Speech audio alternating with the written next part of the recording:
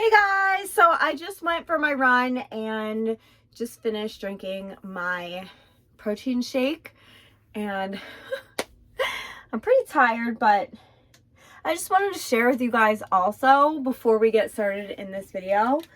My husband bought me this for my walks in the morning now. It's pepper spray, and I actually put it on a hair tie. And I carry it like this. I actually carry it like this just so it's not like wiggling around, but also so I can be at the ready, just in case.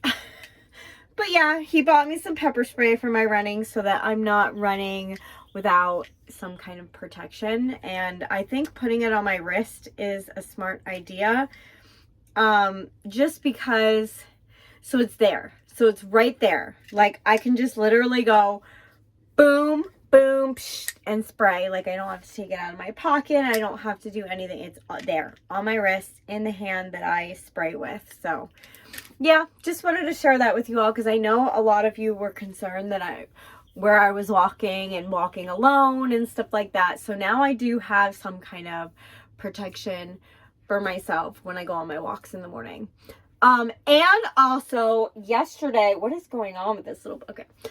And yesterday, I also created a Facebook page for my epoxy creations and my Cricut stuff, just so that all of my stuff is in one place. I have pictures of pretty much everything that I've made since I've started last year. And yeah, so if you would like to join that group on Facebook, I'll put that link in the description box down below and you can click on it and follow me on Facebook. And just, you can see all my new updates of everything that I create and make. And then you can also order things through me through there too. So, yeah, I just wanted to share that with you also. All right, now let's get into this video. Enough chit chat in the beginning. Okay, so I told you guys that I would update you once I got my results back for my heart monitor test and my blood work and all that. So I want to say that my heart rate monitor results came back after my blood work, but I'm going to tell you those results first because there's really not much to tell about them. They did come back normal. So, I don't have POTS, which is a good thing, but at the same time, I'm kind of like, okay, why am I feeling like this every day? I think I may have an explanation. So my blood work results, I did get a lot of those. So I got those like the very next day after my POTS video came out, and, I got them in the middle of the night because I just randomly checked and I was like, ooh, they're there. So, I got really nervous that night and I was like freaking out because two of my things, one was high, one was low. I could not see there were apparently, I got like almost 20 tests done I think I had 5 vials of blood taken. And I got like 20 tests from all of that, around 20. And I didn't realize that I wasn't reading all of my results. I had to click like see more to see them all. So on this first page where it just showed like the first, like I think like 7 or 8, it showed that my bun levels were high.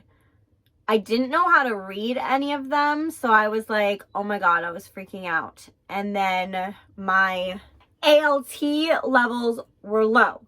Now, I'm crooked. Now, when I'm on this like first page, it doesn't tell you like the ranges. You have to click, and it wasn't like this, it wasn't see more. It was actually view results that I needed to click on. And then it showed you what levels were normal and then what your thing was above it. If it was like higher, like what it came up as. So I didn't know how high or low they were. And I was like freaking out because both of them have to do with your kidneys. Although the first one could be like your kidneys, your liver, your vitamin B or something. So I did ask about that when they called me, and she said that that one was liver. And what it turned out is both of them were just one number. The one that was above was one number above, and the one that was below was just one number below. And she said that that is not really anything to be really concerned about. And it could have been a number of things. So here's what they came up as.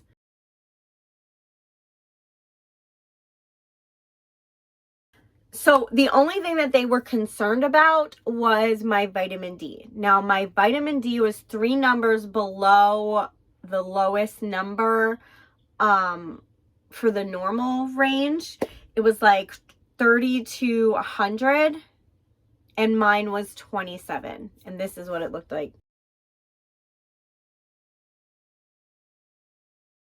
So that was the only thing that I was called about and told to take 1,000 milligrams or 1,000 mcgs. I think it is. I don't know what mcg stands for. I just say milligrams, but I'm probably wrong. So I thought I had 1,000 milligram gummies, but apparently mine are just 50. So I am taking way less than I should be. Plus, I wasn't like habitually taking them every day. I was skipping a lot of days, and then like some days I'd remember and be like, oh, I need to take that, and be like once a week or something. So I've been really good about taking those while I drink my protein shakes after walking and stuff. I haven't really noticed much of a difference in my energy.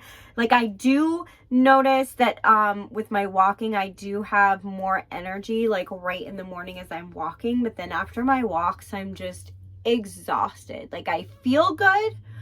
Like I feel like I'm getting stronger and healthier and all that, but I'm still exhausted throughout the day. Like if I laid down, I could fall asleep at any given time of the day.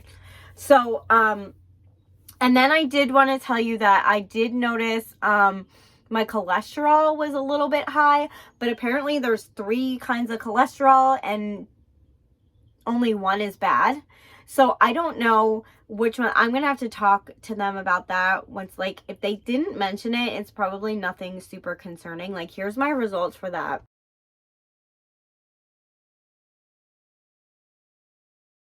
I just probably should just watch what I eat and eat less of certain foods. I don't know what, I know eggs cause high cholesterol. And I think it's the egg, is it the egg yolk or the egg white? I think it's the egg yolk.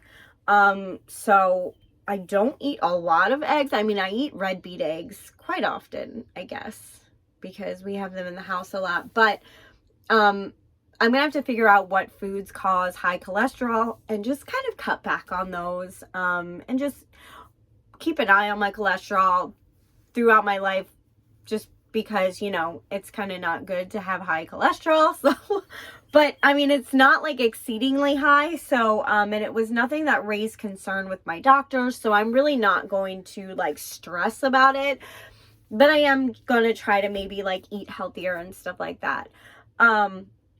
Okay, so back to the vitamin D. I have a theory that maybe that's why I'm tired all the time, because my vitamin D is low. How long has my vitamin D been low? I have no idea, but the last time I got blood work, not this time, but the time before that I had blood work, like, I want to say like last year, my vitamin D was low also, and I was told to take supplements, which is why I had that bottle of vitamin D gummies already. And I was told to take a probiotic then too because of my stomach issues. And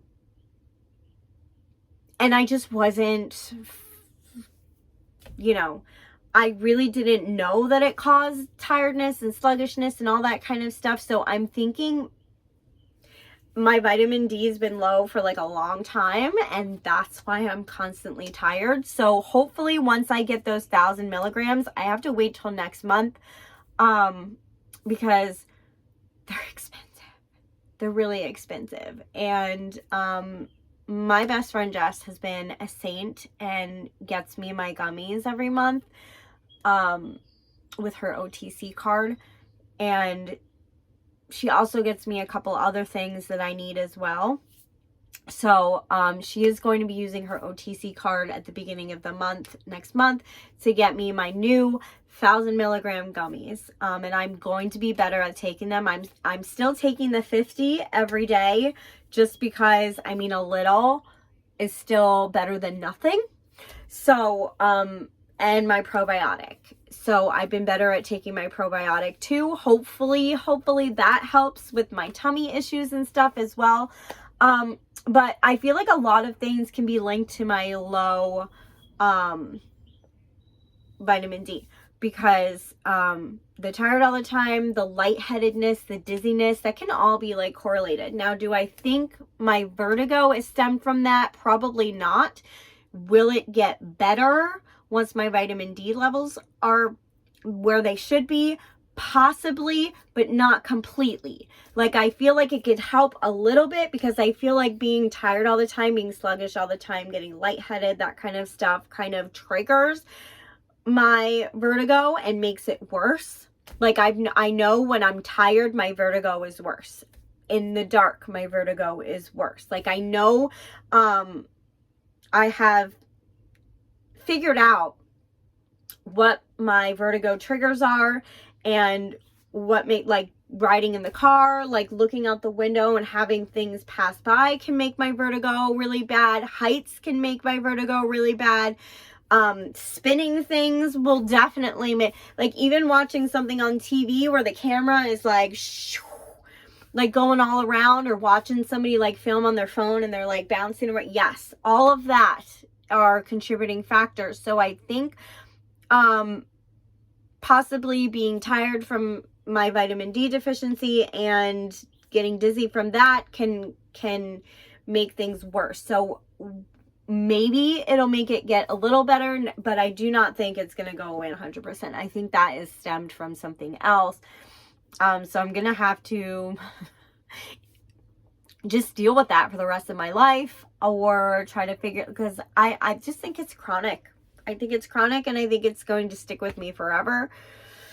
So it's just something that I've learned to live with and get used to. So as my heart rate, I guess I can just stem that from just being out of shape, because I've noticed with my walking every day, yeah, my heart starts pounding at certain points when I'm walking, like when I'm walking uphill, when I'm getting out of breath, that kind of stuff.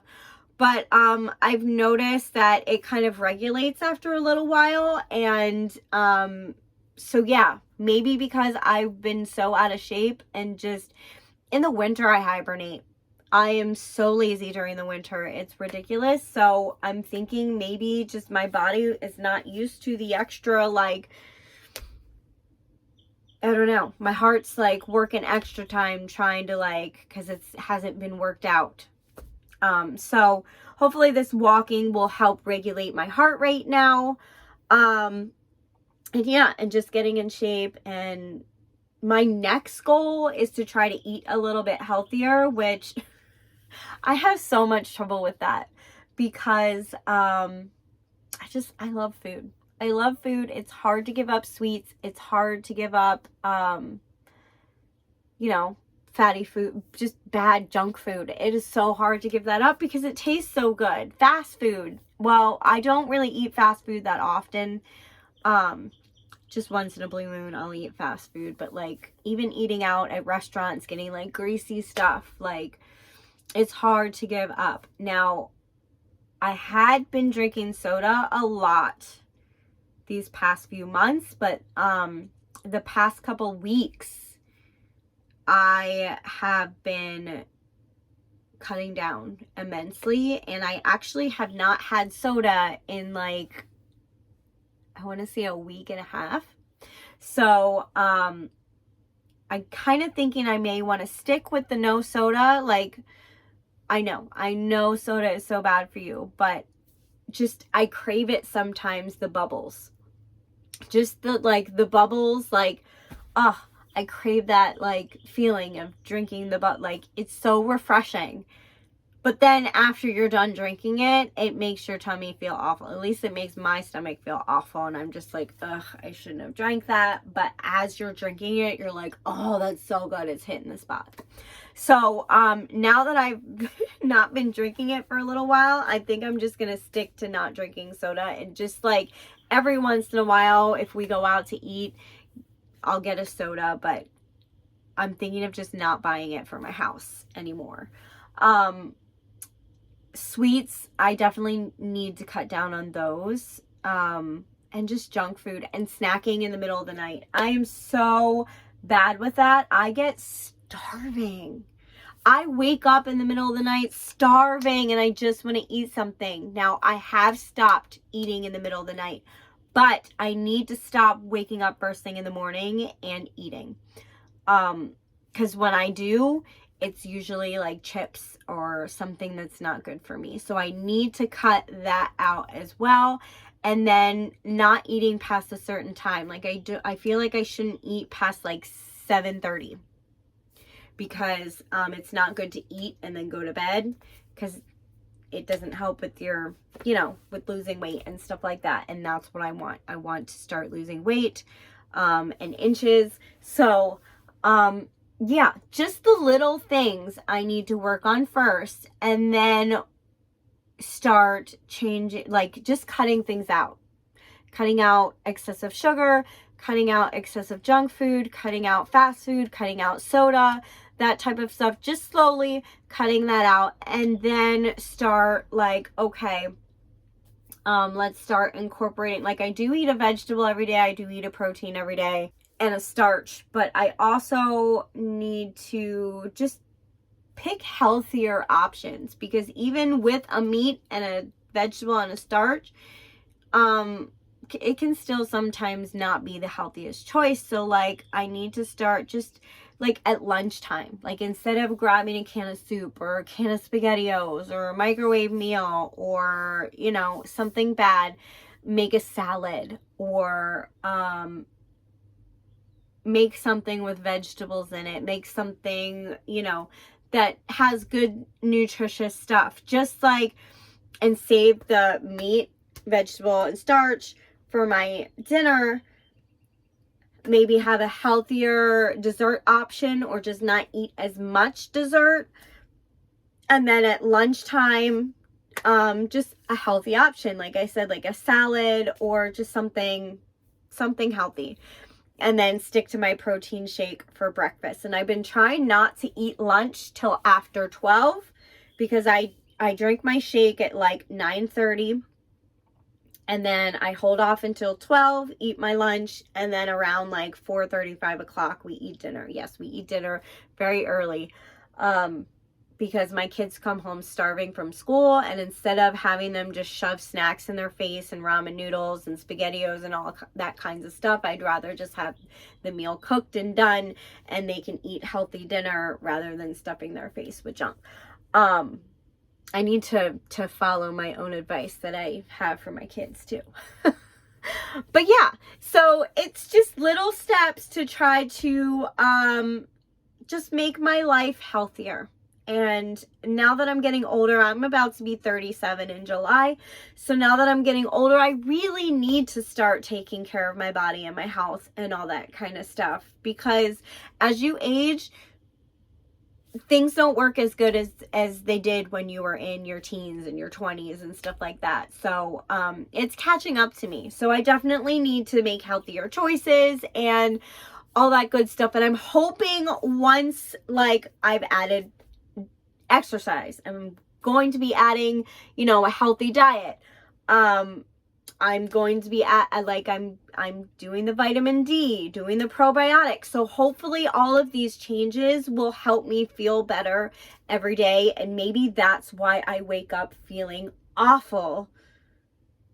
I don't wake up feeling awful every day, but I don't wake up feeling great any day.